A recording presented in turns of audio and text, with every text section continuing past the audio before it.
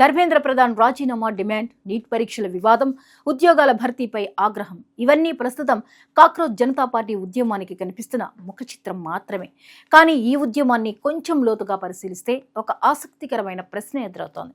నిజంగా cockroach Janata party లక్ష్యం కేవలం ఒక మంత్రి రాజీనామానా, లేక భారత రాజకీయాల్లో కొత్త తరహా యువజన శక్తిగా ఎదగాలని పెద్ద ఆలోచన దాని వెనుక ఉందా?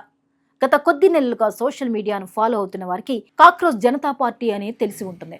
ఒకప్పుడు వ్యంగ్యంగా మొదలైన ఈ పేరు ఇప్పుడు జాతీయ స్థాయిలో చర్చనీయాంశంగా మారింది. మొదటి ఇది ఒక రాజకీయ పార్టీ కాదు.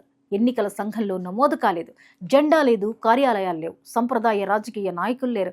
కానీ ఉన్నది ఒక్కటే, దేశవ్యాప్తంగా అసంతృప్తితో ఉన్న యువత. నిజానికి కాక్రోచ్ జనతా పార్టీ పుట్టుక వెనుక ఒక రాజకీయ సిద్ధాంతం కంటే ఎక్కువగా ఒక భావోద్వేగం కనిపిస్తుంది. ఉద్యోగాలు లేవనే నిరాశ, పరీక్షల నిర్వహణపై నమ్మకం కోల్పోయిన విద్యార్థుల ఆవేదన, చదివినా ప్రయోజనం లేదనే నిరుత్సాహం, ప్రభుత్వాలు మారుతున్నా తమ సమస్యలు మాత్రం మారడం లేదనే అసహనం. ఈ భావోద్వేగాలన్నీ ఒకే చోట చేరినప్పుడు ఏర్పడిన సామాజిక ప్రతిస్పందనకే కాక్రోచ్ జనతా పార్టీ అనే రూపం వచ్చిందని చెప్పొచ్చు. అయితే ఇక్కడే ఒక ఆసక్తికరమైన అంశం ఉంది. భారతీయ రాజకీయ చరిత్రలో చాలా పెద్ద ఉద్యమాలు కూడా ఇలాగే ప్రారంభమయ్యాయి. మొదట అవి ఒక సమస్యపై మాత్రమే దృష్టి పెట్టాయి. తర్వాత క్రమంగా ఆ సమస్య వెనుక ఉన్న వ్యవస్థపైనే ప్రశ్నలు లేవనెత్తాయి. చివరకు రాజకీయ ప్రత్యామ్నాయంగా మారాయి. ప్రస్తుతం కాక్రోచ్ జనతా పార్టీ కూడా అదే దశలో ఉందా అనే ప్రశ్న రాజకీయ వర్గాల్లో వినిపిస్తోంది. ధర్మేంద్ర ప్రధాన్ రాజీనామా డిమాండ్ను పక్కన పెడితే కాక్రోచ్ జనతా పార్టీ నాయకత్వం మాట్లాడుతున్న విషయాలను గమనిస్తే ఒక నమూనా కనిపిస్తుంది. వారు కేవలం ఒక పరీక్ష గురించి మాట్లాడటం లేదు, కేవలం ఒక నియామక ప్రక్రియ గురించి మాట్లాడటం లేదు. విద్యా వ్యవస్థ, ఉద్యోగ వ్యవస్థ, ప్రభుత్వ జవాబుదారీతనం, యువత భవిష్యత్తు, అవకాశాల్లో సమానత్వం వంటి విస్తృత అంశాలను ప్రస్తావిస్తున్నారు. అంటే ఉద్యమం పరిధి ఒక వ్యక్తి నుంచి మొత్తం వ్యవస్థ వైపు విస్తరిస్తోంది. ఇదే కారణంగా చాలా మంది విశ్లేషకులు మరో ప్రశ్న అడుగుతున్నారు, అసలు ఈ ఉద్యమం వెనుక ఎవరున్నారు అని. అయితే ఈ ప్రశ్నకు ఇప్పటి వరకు స్పష్టమైన సమాధానం లేదు. అధికారికంగా చూస్తే ఇది యువత ఆధ్వర్యంలో నడుస్తున్న స్వతంత్ర ఉద్యమమే. ఏ రాజకీయ పార్టీతోనూ సంబంధం ఉందని నిరూపించే ఆధారాలు లేవు. కానీ భారత రాజకీయాల్లో ఇలాంటి పరిస్థితులు కొత్తవి కావు. ఒక ఉద్యమం పెద్దదిగా మారిన ప్రతిసారి దాని వెనుక ఎవరో ఉన్నారనే అనుమానాలు వస్తుంటాయి. ప్రస్తుతం కాక్రోచ్ జనతా పార్టీ విషయంలో కూడా అదే జరుగుతోంది. కొంతమంది దీన్ని పూర్తిగా యువత అసంతృప్తి నుంచి పుట్టిన ఉద్యమంగా చూస్తున్నారు. మరికొందరు దీని వెనుక భవిష్యత్ రాజకీయ ప్రణాళిక ఉందని భావిస్తున్నారు. ఇంకొందరు ఇది ప్రస్తుతం రాజకీయేతర ఉద్యమంగానే ఉన్నప్పటికీ రాబోయే రోజుల్లో రాజకీయ రూపం దాల్చవచ్చని అంచనా వేస్తున్నారు. నిజానికి ఇక్కడే అసలు ప్రశ్న మొదలవుతోంది. కాక్రోచ్ జనతా పార్టీ రాజకీయ పార్టీగా మారుతుందా? సిద్ధాంతపరంగా చూస్తే ఆ అవకాశం ఉంది. ఎందుకంటే ఒక రాజకీయ పార్టీకి అవసరమైన 3 ముఖ్యమైన అంశాలు దీనికి ఇప్పటికే కొంత మేర ఉన్నాయి. మొదటిది గుర్తింపు, రెండోది మద్దతుదారుల వర్గం, మూడోది సమస్యల ఆధారంగా ఏర్పడిన సామాజిక ఎజెండా. దేశంలోని లక్షలాది మంది యువత ఈ ఉద్యమాన్ని గుర్తిస్తున్నారు.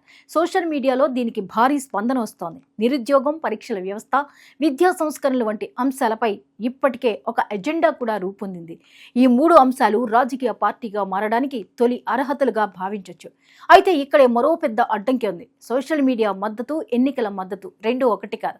మొబైల్ ఫోన్లో లైక్ కొట్టే వ్యక్తి పోలింగ్ బూత్కి వెళ్లి ఓటు వేస్తాడనే గ్యారంటీ లేదు. ట్రెండింగ్ హ్యాష్ట్యాగ్ ఎన్నికల్లో గెలిపించదు. ఎన్నికల్లో గెలవాలంటే బూత్ స్థాయి వ్యవస్థ కావాలి, నాయకత్వం కావాలి, నిధులు కావాలి, కుల, ప్రాంతీయ, సామాజిక సమీకరణాలపై అవగాహన కావాలి. ప్రస్తుతం కాక్రోచ్ జనతా పార్టీ వద్ద ఇవేవీ లేవు. అందుకే ఇది వెంటనే ఎన్నికల్లో పోటీ చేసి సంచలనం సృష్టిస్తుందని ఊహించడం కష్టం. కానీ పూర్తిగా అసాధ్యం కూడా కాదు. ఎందుకంటే భారత రాజకీయాల్లో యువత అసంతృప్తి అనేది ఎప్పుడూ ఒక శక్తివంతమైన అంశమే. ఆ అసంతృప్తిని ఓటుగా మార్చగలిగితే కొత్త రాజకీయ శక్తులు పుట్టుకొచ్చిన ఉదాహరణలు గతంలో ఉన్నాయి. ఒకవేళ కాక్రోచ్ జనతా పార్టీ భవిష్యత్తులో ఎన్నికల్లో పోటీ చేస్తే మొదటి ప్రభావం పట్టణ యువతలో కనిపించే అవకాశం ఉంది. ముఖ్యంగా విద్యార్థులు ఎక్కువగా ఉన్న నగరాలు, ఉద్యోగార్థులు అధికంగా ఉన్న ప్రాంతాలు, కోచింగ్ కేంద్రాల హబ్లుగా ఉన్న నగరాల్లో దీనికి కొంత మద్దతు లభించవచ్చు. అయితే అది ఓట్లుగా ఎంతవరకు మారుతుందనేది పూర్తిగా వేరే ప్రశ్న.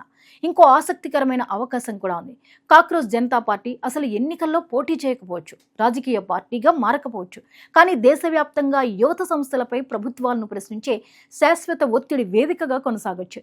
ఇది జరిగితే కూడా దాని ప్రభావం తక్కువ కాదు. ఎందుకంటే కొన్ని ఉద్యమాలు అధికారంలోకి రాకుండానే ప్రభుత్వ విధానాలను ప్రభావితం చేశాయి. ప్రస్తుతం చూస్తే కాక్రోచ్ జనతా పార్టీ ఒక కూడలి వద్ద నిలబడి ఉంది. ఒక దారి ఉద్యమంగా కొనసాగమంటోంది, మరో దారి రాజకీయ పార్టీగా మారమంటోంది, ఇంకో దారి జాతీయ స్థాయి యువజన వేదికగా పనిచేయమంటోంది. ఈ మూడు మార్గాల్లో ఏది ఎంచుకుంటుందో ఇప్పుడే చెప్పడం కష్టం. కానీ ఒక విషయం మాత్రం స్పష్టంగా కనిపిస్తోంది. ధర్మేంద్ర ప్రధాన్ రాజీనామా డిమాండ్తో మొదలైన ఈ ఉద్యమం ఇప్పుడు ఆ ఒక్క అంశాన్ని దాటి ముందుకెళ్లింది.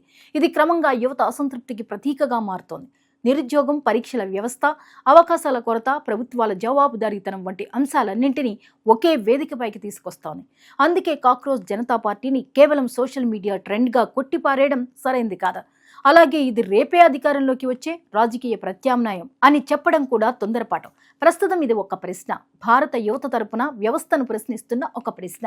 ఆ ప్రశ్న రేపు ఒక ఉద్యమంగా మారుతుందా, ఒక సంస్థగా మారుతుందా, ఒక రాజకీయ పార్టీగా మారుతుందా, లేక భారత రాజకీయాలపై ఒత్తిడి తెచ్చే శక్తిగా నిలుస్తుందా అన్నదే ఇప్పుడు అసలు చర్చ. బహుశా కాక్రోచ్ జనతా పార్టీ భవిష్యత్తును నిర్ణయించేది దాని నాయకత్వం కాదు, దాని వెనుక నిలుస్తున్న యువతే. ఎందుకంటే ప్రతి పెద్ద రాజకీయ మార్పు ముందు ఒక అసంతృప్తిగా మొదలవుతుంది. ప్రస్తుతం కాక్రోచ్ జనతా పార్టీ కూడా అలాంటి అసంతృప్తికే ప్రతిరూపంగా కనిపిస్తోంది. అది చరిత్రలో ఒక చిన్న ఉద్యమంగా మిగిలిపోతుందా, లేక భారత రాజకీయాల్లో కొత్త అధ్యాయానికి నాంది పలుకుతుందా అనేది రాబోయే కాలమే నిర్ణయించనుంది.